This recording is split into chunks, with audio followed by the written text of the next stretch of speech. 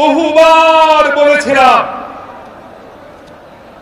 এই মঞ্চে দাঁড়িয়ে পার্টি অফিসের সামনে বাংলাদেশের বিভিন্ন মাঠে ময়দানে দাঁড়িয়ে দাঁড়িয়ে আমরা বলেছিলাম, শেখ হাসিনাকে আমাদের কথা শুনেন, কেয়ারটেকার দেন, দেশে নিরপেক্ষ নির্বাচনের ব্যবস্থা করেন।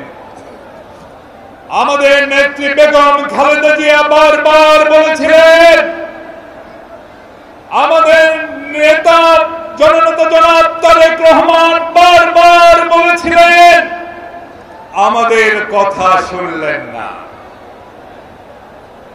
শুনলেন দাদা বাবুদের কথা, আর শুনলেন কাকুর কথা।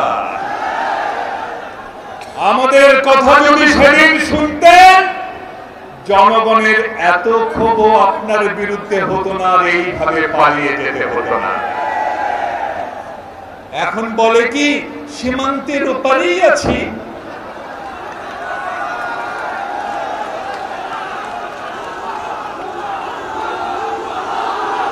চট করে নাকি ঢুকে যাবেন? আরে আসেন না, আমাদের স্লোগান তো আছেই, আমার ভাই কবরে, খুনি কেন? ভিতরে আসুন, ভিতরে আসুন। আর বিগত 15-16 বছরে বিএনপির নেতা কর্মীরা তাদের পুরনো জুতো স্যান্ডেল একটাও ফেলে দেয়নি, সব আমরা রেখে দিয়েছি একজনকে উপহার দেওয়ার জন্য। আসেন আসেন ভাইরা আমার। কাকু কি বলেছিলেন? কাকু চেনেন তো?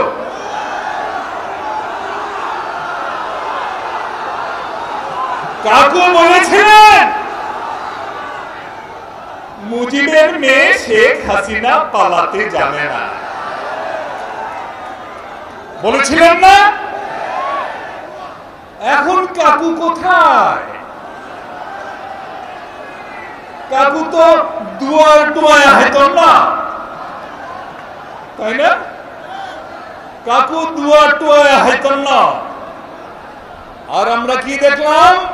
শেখ হাসিনা, আহারে সে কি দৌড়!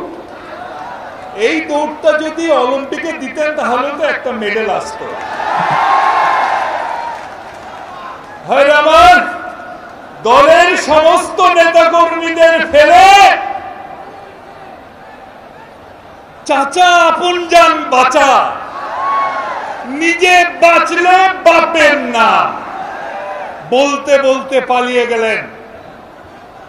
এখন তো দরবেশ বাবুরা দাড়ি কেটেও রক্ষা পাচ্ছে না।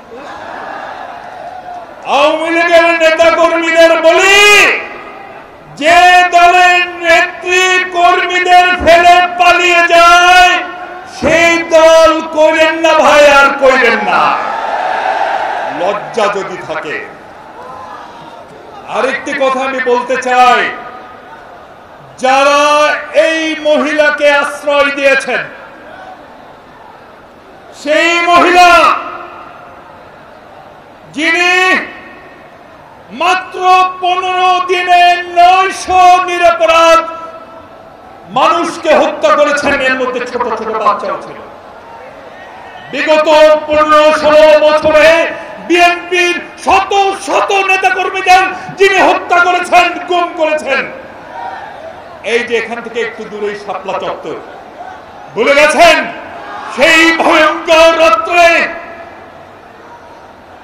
কিভাবে মাদ্রাসার নিরপরাধ ছাত্রদের উপর জুলুম নেমে এসেছিল, লাল রঙে রঞ্জিত হয়েছিল সেই পিচ ঢালা রাজপথ। সারা রাত ধরে খুনিরা সেই রক্ত মিশেছে। ভাইরা আমার, ওই পিলখানায় 57 জন ব্রিলিয়েন্ট অফিসার,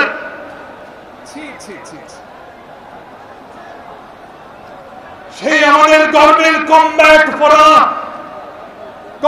পোশাক পরা সামরিক অফিসারদের ট্রেনের ময়লা নর্দমা থেকে তুলতে হয়েছে। সেই দৃশ্য মনে হলে এখনো হৃদয় বিদীর্ণ হয়ে যায়। এই সিরিয়াল কিলার শেখ হাসিনাকে আপনারা যারা আশ্রয় দিয়েছেন তার হাতে আবার ফোনও তুলে দিয়েছেন, সেই ফোন কল আবার ফাঁসও করছেন, আবার নানা ঘটনাও ঘটাচ্ছেন। ফরিদপুরে কালকে একটি মন্দির ভাঙার সময় ভিনদেশি কুনদেশি তরু নাটক হয়েছে। আপনাদের উদ্দেশ্যে বলি, কান পেতে শোনেন, যদি ঢাকা শান্তিতে না থাকে দিল্লিও শান্তিতে থাকতে পারবে না। কিভাবে তা করতে হয় আমরা ভালো করে জানি। ওই দলের প্লিজ আমি শেষ করব, আমি ওই দেশের দুটো বড় দল আছে, সারাদিন ঝগড়াঝাটি করে, কিন্তু একটা জায়গায় তারা একমত, তা হচ্ছে শেখ হাসিনা। ভাই আমার, আমাদের দেশে যখন খরা হয় ওই দুই দল তো এক হয়ে এসে বলে না আমরা বাংলাদেশের জন্য একটু পানি দেব। যখন এদেশে বন্যা হয় তখন তো এসে বলে না আমরা একটু সহযোগিতা করব, উল্টো তো সব বাঁধ খুলে দিয়ে বাংলাদেশের বন্যায় ভাসিয়ে দেন। এখন এক হয়েছেন হাসিনার জন্য, পুতুলটার জন্য অনেক মায়া হয়েছে, তাই না? 16 বছর এই পুতুলকে নাচিয়েছেন। আপনাদের বলি, কান পেতে শুনুন, মেড ইন ইন্ডিয়া লেখা এই পুতুল বাংলাদেশে আর নাচবে না। আরেকটা কথা বলি, শেষ করব, আমি বুঝতে পারছি। ওনাদের প্রতিরক্ষা মন্ত্রী বলেছেন সৈন্যবাহিনীকে প্রস্তুত রাখতে বলেছেন। আমাদের বক্তব্য, আপনাদের সৈন্য সংখ্যা কত? 12 লাখ, 15 লাখ বা সামান্য কিছু বেশি। এদেশে যদি কেউ ঢুকতে যায়, কান পেতে শুনুন, বাংলাদেশের সৈন্য সংখ্যা 17 কোটি। আমাদের দেশের ছোট বাচ্চাটিও দেশের জন্য লড়াই করবে। বাংলাদেশ কিন্তু বলিউডের সিনেমা না, মনে রাখবেন। শহীদ অমর হোক দেশনেত্রী বেগম খালেদা জিয়া জিন্দাবাদ।